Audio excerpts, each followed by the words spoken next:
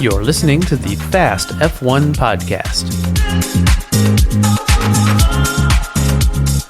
Hello again, everyone, and welcome back to the Fast F1 podcast with me, Danny Kane. And I'm Eddie Meteye-O'Kane.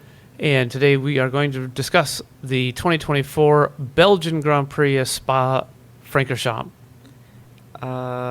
We'll see. We'll see if we can. We'll see if we can discuss it. It was a pretty boring one, in my opinion.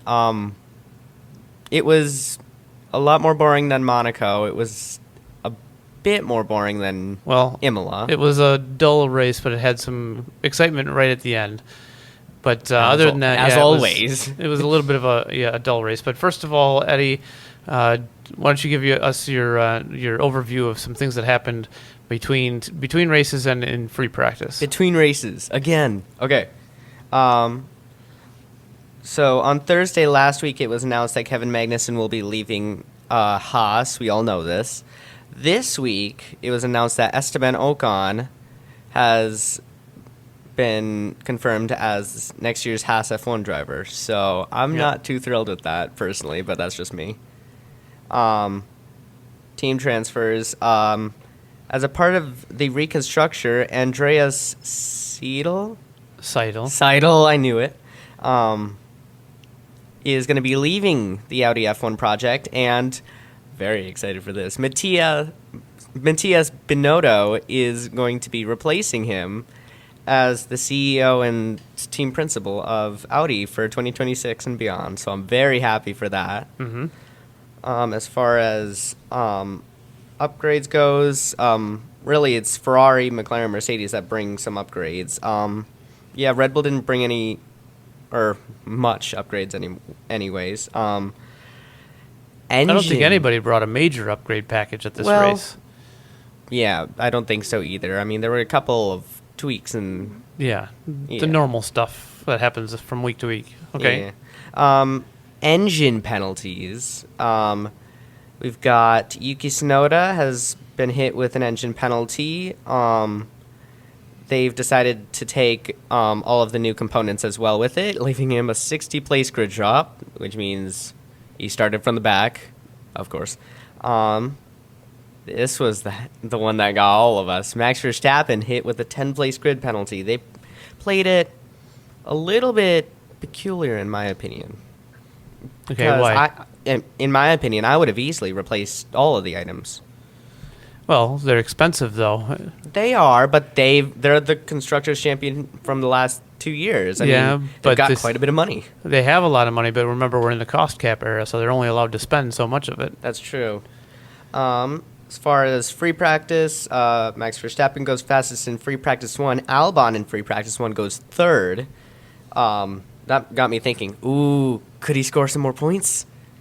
And then it was the next free practice that I was like, no, I think this is a bit more crazy than that, even though it's a little lower. Lando Norris tops free practice 2 with Esteban Ocon going 7th. Then the next one I was super surprised on. Free practice 3, back to Max Verstappen going fastest. Gasly 3rd, Ocon 6th. Yeah, the Alpines were looking strong after the final practice. Yeah. Same with qualifying. Pierre Gasly went 2nd in qualifying 1. Piastri went 1st. Ocon went 8th, so both of them made it out of Q1. Ocon made it out of Q2 in 9th. Verstappen got fastest in Q2 and Q3, but he started from 11th, which was the highest he could start from. Yeah, so he was the fastest qualifier on the day, but with his penalty, he ended up starting 11th, and Charles Leclerc on pole. Tsunoda was also hit with a 3-place grid penalty, which actually didn't do anything because he started 20th. Why did he have a 3-place grid penalty? Apparently he, quote-unquote, impeded Max Verstappen during qualifying. A lot of people think, it was impeding. I really don't think it was that bad. I missed that incident, I guess. But he qualified 20th. He started 19th, but 3 places is nowhere near 60. So yeah, it didn't make a difference in the end. As far as the Belgian Grand Prix goes, it was pretty dull. Yeah, so in the race you had Leclerc starting on pole. Sergio Perez had a good qualifying. I've already, as soon as and was starting in second. and followed by was it Norris in third? I think it was no. Wait, well, I don't remember who started third. I think it was. No, it wasn't Norris because he was a. Was it? I really oh don't wait, no, remember. it was Hamilton. Hamilton started third. And speaking of Hamilton Perez, Hamilton lap 1 at the first turn at La Source. Goodbye, Perez. Yeah, Hamilton had a good start and made it up to second right away, Yeah. and would get better from there. He a couple laps later passed Leclerc for the lead and held on to it for quite a while, actually. Yeah. Max Verstappen also made a great move on the outside of the chicane at the very end, like turn 19, 20 or something, on the outside of Albon. Yep, I remember seeing that. That was a really good move. That was a really good move. Hamilton takes the lead on lap 3 from Charles Leclerc on the Camel Straight. Lap 11, it was a shock pit stop for Red Bull, 2.7. I mean, that is pretty good, but it's not what they've had since Japan. It's slower than what we're used to from Red Bull, but it's still pretty fast stop. Yeah. Oscar Piastri exits the pits behind George Russell, but overtakes George Russell at Lake Home on lap 12. Piastri also overtakes Perez the next lap. Carlos Sainz, after trying to do a one-stop strategy on lap 17 on old hard tires, leading the race, went off at Stavolo. Lap 26. This, it's pretty hard to do a one-stop in Belgium. Yeah. But Russell told his engineers to think about the one-stop. I'm surprised none of the other teams wanted to catch on to that and try and undercut him or something. Yeah, so on lap 26, he had already stopped on lap 10, I think. Yeah. And on lap Old 26 tires. is when he said, "Hey, we should go to the end." And it worked, kind of. Yeah, well, it did work. It did work until after the race when it didn't work. We'll discuss that in just a sec. Guess what? Lando Norris passes Sergio Perez at the exit of Eau Rouge. Oscar Piastri overtakes Charles Leclerc on the outside of Lake Home. That was a very late one. That was lap 36. Sainz overtakes Perez on the outside of Lake Holmes. This was for 7th place. So Perez has already dropped from 2nd to 8th on lap 39 of 44. Then it started kind of getting good. George Russell and Lewis Hamilton fight for first place. And then lap 44, Oscar Piastri starts catching up after their fighting. But it just finished the same way. Russell, Hamilton, Piastri. Until it didn't. Do you want to tell them? Because I've talked a lot. Well, in the race, Russell went for the one-stop strategy, went 34 laps on his second set of tires, on the hard tires. Very good strategy. And everybody was singing the praises of his ability to keep the tires in. And it was still an impressive drive, but nevertheless, after the race, hit with a disqualification because of the car being underweight. Yeah. So, really upsetting, because that was definitely one of the best drives we've seen this year. Yeah. And arguably, had he not done that strategy, he would not have, well, he possibly would not have been underweight. Yeah. Because with them going so long on the single set of tires, it meant that he had worn off more of the rubber than the rest of the cars because he'd been on them for so long. And then the other part of it being, I think Ruth Buscom discussed this on F1 TV. Yeah, she did. About how because they don't do the full lap as a victory lap or as a cool down lap, they just go straight into the pits, in the wrong direction. Yeah, it's so weird. I don't understand They it. didn't take that time around the lap picking up debris and picking up rubber like they typically do. And had he had the opportunity to do all of that, he might have picked up enough dirt on the tires and everything else that he would have passed the post-race inspection. He wouldn't have been underweight. Well, we don't know that, because usually... Possibly. It's possibly. possible. But the thing is, Russell, if he did not... Well, estimated, if he did not have his car overweight, he would have probably finished third. Because I think it said How much is the required weight? I don't remember what the weight itself was, but he was 1.5 kilograms it was underweight. 1.5 kilograms underweight, which is like a little over 2 seconds faster throughout the whole race. Well, yes, but there's also the element of, Hamilton would have had to pass him. Yeah. Piastri would have had to pass him. And they had, Hamilton had a few opportunities to in the last few laps and wasn't able to. Lando Norris was stuck behind Max Verstappen within the DRS for, I think, about 10 laps toward the end of the race and couldn't get past him for the same reason, just too hard to pass. And Verstappen caught up to Leclerc and couldn't get past him. Yeah, it was shocking for Red Bull. In the end, it finished Russell, but he got disqualified. So technically, it was Hamilton, 105 wins. Yeah, so Hamilton ends up getting the win, even though he finished second on the road. Yeah, and Mercedes have won 3 of the 4. 3 out of the last 4 races. 3 of the last 4 races.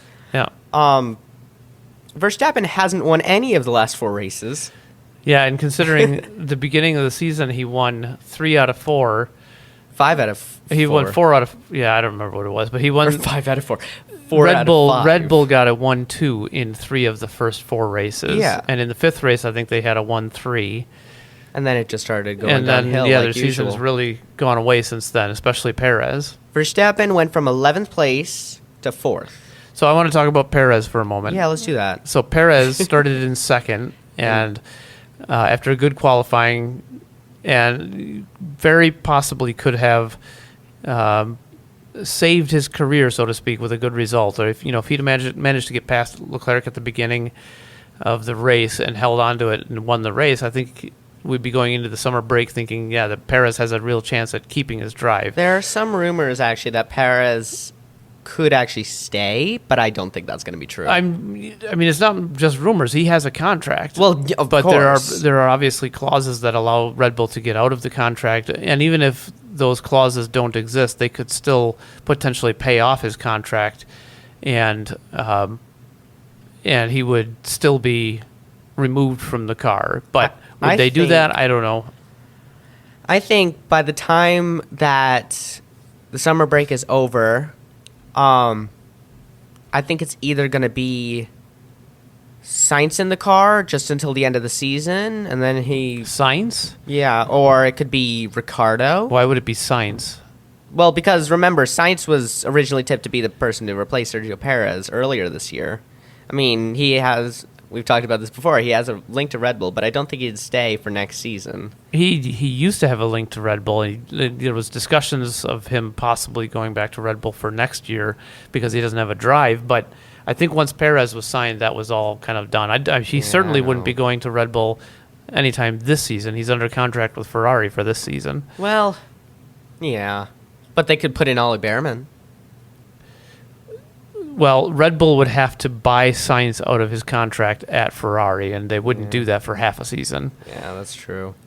Well, they could just to find some tats between Tsunoda, Lawson, and Ricciardo. Well, as it turns out, though, it's already Monday afternoon, and we know the deal with Sainz. Okay, fine. Sorry. Sainz going to Williams. I was trying to act like it was still Sunday, but no. No, it's sorry. We already know that Sainz has signed with Williams at this point. Yeah. But getting back to the Perez deal, prior to this race, I wouldn't have thought that Red Bull would replace him. Now I'm not so sure. I still think he'll. I honestly think that he has a very good chance of still being there to the end of the season, but I would not be in any way surprised if Red Bull give him the boot and you see Ricciardo in the Red Bull for the rest of the season and Lawson in the RB. Yeah. I would think that I want Perez to stay for this season and maybe next season. I do too because he's doing so badly, and I want McLaren to catch Red Bull. I want Ferrari and McLaren to catch Red Bull. At this rate, Ferrari's also going to pass them, and that is so exciting. Yeah, it's possible. Ferrari's not real far behind McLaren. They're still outperforming Red Bull. They've outperformed Red Bull the past couple of races. I think. There'd be a bigger ask for Ferrari than it would be for McLaren at this point. But I don't think Ferrari have outperformed Red Bull since Spain, which is when Verstappen won last. Yeah, I think Red Bull is under serious threat for the Constructors' Championship definitely. from McLaren. Ferrari maybe not so much, but But they could nevertheless, still pass them. I think that they need to do something if they want to be able to win the Constructors' Championship. Perez is not holding up his end of the bargain. The only way I want them to replace Perez is if Lawson gets the seat, because Lawson was a really good driver for... Lawson gets the Red Bull seat. Yeah, would that be so cool? I don't think that they would. I think they've spent so much time trying to develop Tsunoda as a driver, and for that matter, getting Ricardo back. I think in they the would seat. want Ricardo back before Tsunoda, because Ricardo was originally theirs. Well, and I think he's a little bit more of a steady set of hands. He's familiar with the team. He's familiar with Verstappen and working with him. I think that Ricardo actually still has a better chance at the seat than Tsunoda does, even Which though is Tsunoda's so outperformed surprising. him. So surprising. So in the end, the order was, and actually McLaren have closed up to Red Bull by 42 points. So if McLaren get a 1-2, even if it's the fastest lap or not, and Red Bull doesn't get any points, or they get 10th for 1 point, that would mean that McLaren are in the lead of the Constructors' Championship. Yeah. That'd be so cool. So let's move on then to our predictions for the race. Pleased. So, Wasn't correct, but I'm pleased. so what did you have for your top three? I had Lando Norris, Max Verstappen, and Charles Leclerc. Charles Leclerc was booted up to third after Russell's disqualification, so I'm pretty darn happy. Yeah, so you got third place, right? What did I say? You said Verstappen, Norris, Perez. None of those were correct. Nope. Even if Russell did stay on I top. got Verstappen and Norris correct. What? Well, they were only one place apart, and Verstappen was ahead of Norris. They're not in first and second. That's not the point. They were in Okay. fourth and fifth. Yeah, I didn't get anywhere. Yeah, I near said it. Albon and then Sargent. I could switch them around, even if it's the wrong places. Next race is a month away. Yeah, so we got a month yeah. break now. So what do you think about the race at Zandvoort? Who do you think you're going to be your top three? 100%. It's going to be Max Verstappen. Obviously, we don't want it to be Max Verstappen right now, but it's going to be Max Verstappen. He won in 2021, 2022, 2023. It's his home race. He's got the Red Bull to do it. It's going to be Max Verstappen. It's a high downforce track, I believe, and I think that it's. I have a feeling that they're not going to be as strong there. That the Red Bull car is not going to be as strong there because. Really? Yeah, I think that the McLaren seems to do a little better on the mixed condition, the mixed circuit type where you've got some fast speed and some low speed stuff. All of that being said, I do think that it's going to be Verstappen in first. Yeah. I mean, we saw that at Canada, Verstappen still held off Russell and Norris, but it was close. So what about second? Oscar Piastri. You're saying Piastri for second, huh? He won at Hungary. You're copying me. Because I was going to say Piastri for second. God. And then third place is Norris. You're going to say Norris for third? Yeah, you're going And to I'm change gonna- it. I'm You're going to change no. it. I wasn't going to say Norris. I was going to say Hamilton. Oh, really? As much as I want it to be Norris in first, I think that he's going to have a bad race. Well, if you remember 2021, he had worn his tires out a lot. 2022, he really wore his tires out a lot. I think that the idea that he could be potentially in a position to take the championship from Verstappen. I think when they go to Verstappen's home race, that pressure is going to be too much for Norris, and he's going to have a poor race. Yeah, I do think so. I mean, he still thinks that there's a championship on. I don't. I think it's still going to be Verstappen becoming a 4-time champion.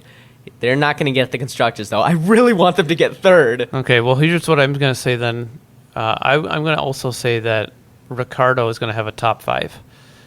But he's going to do it in the Red Bull. I was going to say, is that probably because it's in the Red Bull? So it's a 2-part prediction. It's that he's going to be in Red Bull and he's going to get a top 5.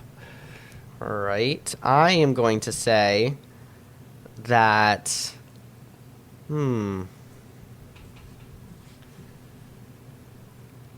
What you got? I think Tsunoda's going to get points. Points for Tsunoda, huh? Yeah, he's going to be back in the points after a really good start for the year. Okay. And... But is he going to do it in a Red Bull? No. It's still in the RB. No, he's still in the RB. I did find a funny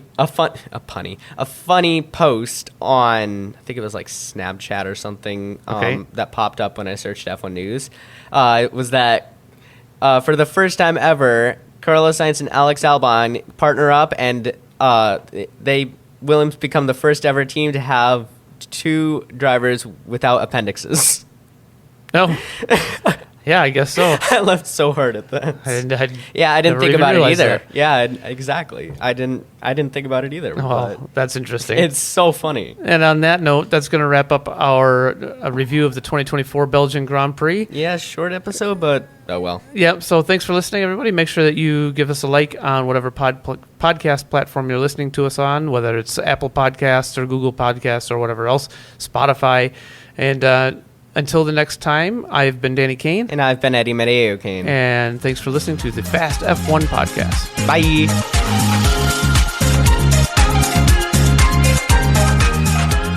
Fast F1 is produced by Danny Kane and Eddie Meteye-O'Kane.